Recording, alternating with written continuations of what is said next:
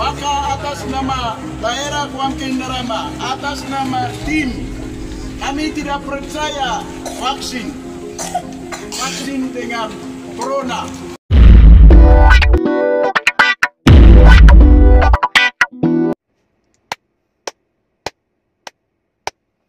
Luar biasa ya, saudara kita di Papua 23 gereja menyatakan tidak percaya kepada COVID-19 dan vaksin COVID-19. Untuk lebih lengkap saya akan tunjukkan videonya dulu supaya kita mendapatkan berita yang lebih utuh. Saksikan. Kami tidak pernah menutup tempat ibadah raya.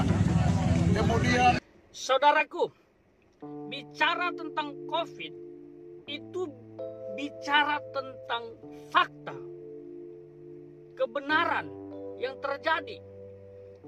Bukan masalah percaya atau tidak. Apakah fakta, kenyataan, kebenaran yang kita lihat dengan mata kepala kita tidak cukup?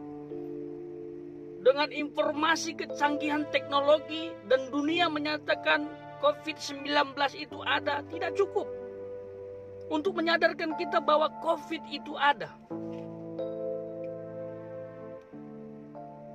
Dan kita mendengar varian-varian baru telah bermunculan. COVID-19 bermutasi. Dimulai dari COVID-19 yang terkategori biasa sampai kepada Kappa, Delta, bahkan yang terbaru saya dengar baru saja diteliti di Jepang itu Lambda. Dan katanya kalau benar ya, ini masih diteliti, virus jenis Lambda ini kebal terhadap vaksin COVID-19 yang telah diberikan kepada masyarakat kebanyakan. Dan dikhawatirkan kalau itu terbukti lebih parah daripada Delta, maka akan mengancam dunia. Apakah tidak cukup kita melihat kerabat kita, teman-teman kita, saudara kita, keluarga kita, bahkan tetangga saya pun ada yang terkena COVID? Tidak cukup untuk meyakinkan kita bahwa COVID itu ada? Kata tidak percaya di sini apa maksudnya? Ya, saya tidak sependapat dengan saudara kita seiman yang ada di Papua yang mengatakan 23 gereja sepakat untuk tidak percaya kepada COVID dan tidak percaya kepada vaksin COVID-19. Tidak sepakat. Hamba Tuhan jadi terpecah begini. Di mana-mana hamba Tuhan menyuarakan bahwa Tuhan memang izinkan COVID-19 ini datang ke bumi dan akan terus bermutasi. Salah satu di antaranya adalah Evangelis Daud Tony. Dan ada buktinya. Dan beliau mendapatkan suara dari Tuhan bahwa COVID-19 akan terus bermutasi. Apakah dengan mengatakan kami tidak percaya COVID-19, kami tidak percaya vaksin COVID-19, COVID itu tidak ada? Percaya dan tidak, COVID ada. Terima atau tidak, COVID ada. Taat prokes atau tidak, COVID itu ada. Itu faktanya, kebenarannya. Orang yang meninggal itu kenapa kalau bukan karena COVID?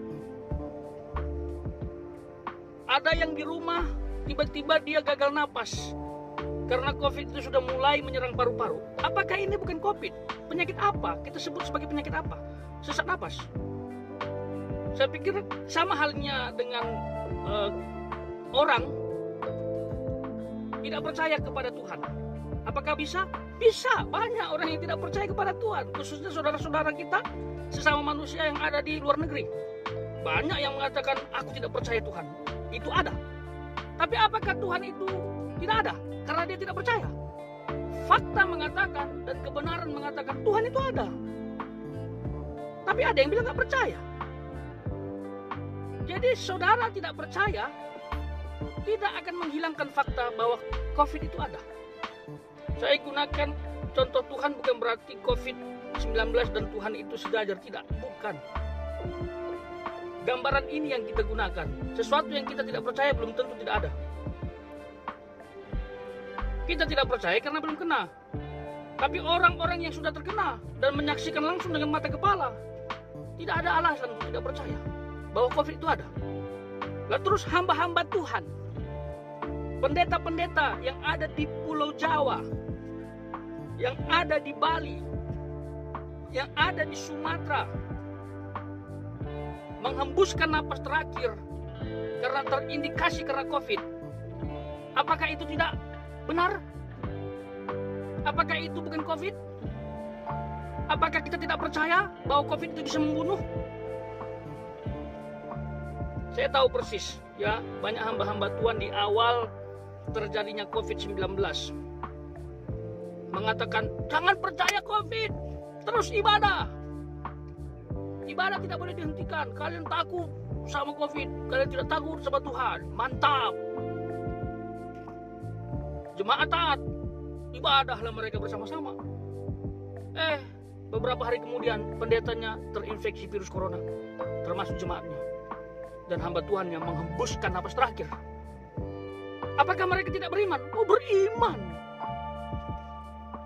Saya pikir apa yang dilakukan oleh saudara kita di Papua ini adalah langkah profetik. Tidak bisa disalahkan 100% karena memang mereka menunjukkan kekuatan iman.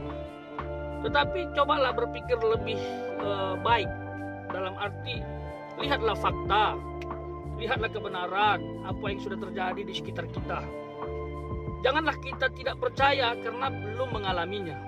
Saya menyampaikan pendapat seperti ini tidak ada maksud lain, hanya sekedar mengingatkan bahwa segala sesuatu itu seizin Tuhan. Dari zaman dahulu itu virus ada, memang jenisnya yang berbeda.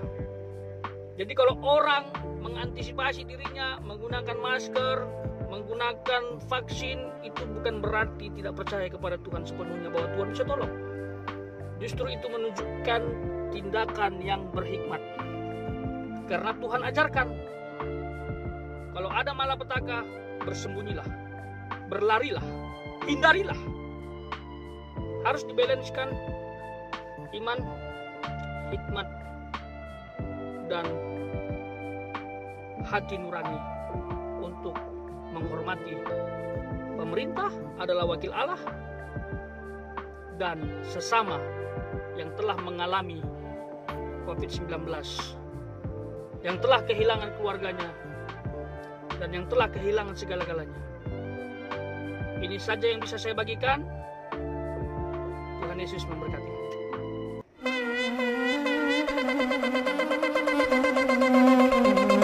Joy to the world, the Lord is come. Let earth receive